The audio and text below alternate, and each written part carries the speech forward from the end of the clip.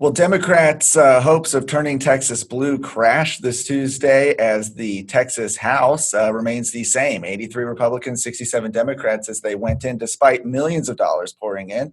Right now, talking with the Republican Party of Texas Chairman Alan West. Chairman West, thank you for joining me. And wow, what a night on Tuesday. What are your thoughts on what voters said across the state? Well, thanks so much for having me on, Brandon. And I think that voters said across the state is that they want Texas to be a strong constitutional conservative state. They don't want Texas to start trending toward looking like a California or some of these other failed blue states. But I think most importantly, the story that is coming out of Texas is what we were able to see and do down in the Rio Grande Valley, where you had counties that had not been Republican for like a century all of a sudden voted and flipped over to the Republican Party. So I think the real lesson that we have to learn as Republicans in Texas is that we have a strong, powerful message of growth, opportunity, and promise and prosperity. And we just have to engage that message with all communities all across Texas, and they will come and be a part of this incredible power party. Yes, you talk about those big changes in the Rio Grande Valley, and you look at those numbers. I mean, a lot of these counties, the majority Hispanic, had, even if they didn't go for Trump this time, I mean, they still had double the support. We're talking going from 20 to 40 something percent and getting really, really close there. Why do you think this election, on the whole, you look at 2 years ago, Republicans in the Texas House lost a number of seats. What was different now than 2 years ago? I think what was different now is that we had a much stronger grassroots ground game. I think that we were able very clearly to get our message out and to really draw the comparative analysis, the delineation between who we are as constitutional conservatives, Republicans, and the progressive socialists of the Democrat Party.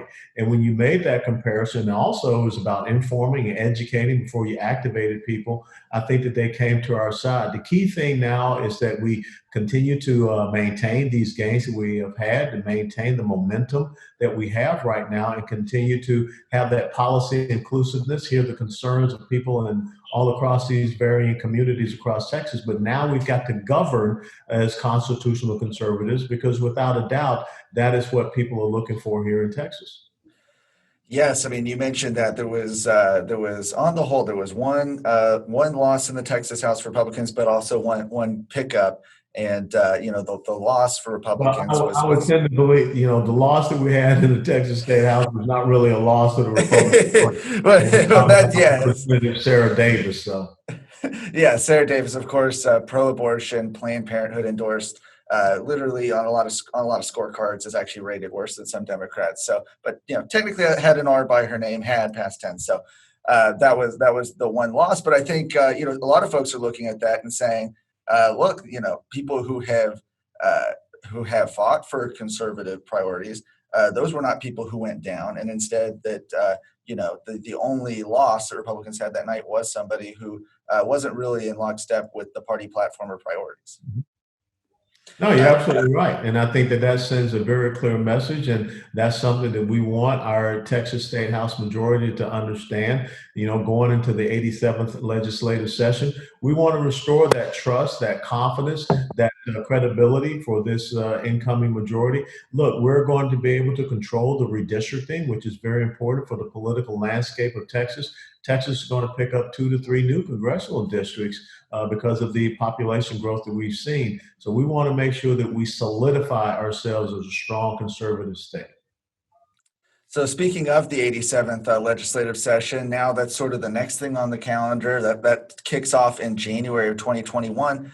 A lot of talk right now in political circles is members are starting to look for the next Speaker of the Texas House. You've had at least State Representative Dade Phelan say he has the votes. There's actually some questions about that.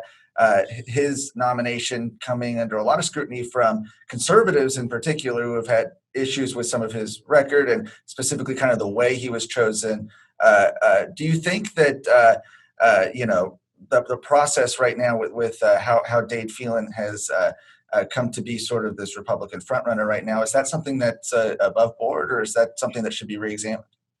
No, it's very disconcerting to me as the chairman of the Republican Party of Texas because this is not what our platform calls for.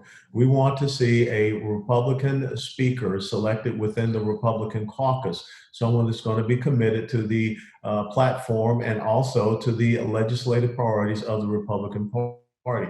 We don't want to see any of this reaching across the aisle, acquiescing and compromising with progressive socialists, and then putting them in committee positions in the Texas State House, and they end up defeating legislative priorities of the Republican Party of Texas. So I think that what you have seen, Brandon, without a doubt, Republicans have said in Texas, be a Republican, be strong, be a constitutional conservative, and that's what we want.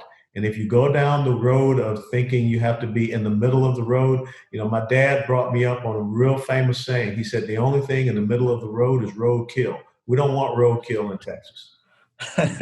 Well said. And the biggest complaint or comment I hear a lot from grassroots, I'm sure you've heard it as well, is that the party puts together these legislative priorities. I think there's 8 this time. Yes. And a lot of times they feel that those are often ignored by the state legislature. A lot of times those don't end up actually passing or even getting movement. Uh, Now that the elections are over, what can folks be doing right now, to get activated and get involved in that process? Well, I would suggest that you go to the Republican Party of Texas website, pull down those 8 legislative priorities. And I would also say that there's probably a ninth one that has crept up a little bit more because of this COVID-19 episode, and that's executive overreach. And I think that's another thing that we'll be looking at.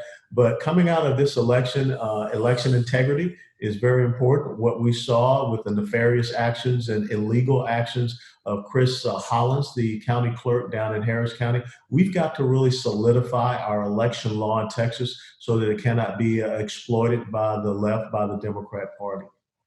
Absolutely. What role do you think the state party is going to have during the legislative session? Obviously, state party has a big role during elections, but do you anticipate having any sort of role or commenting during the legislative session?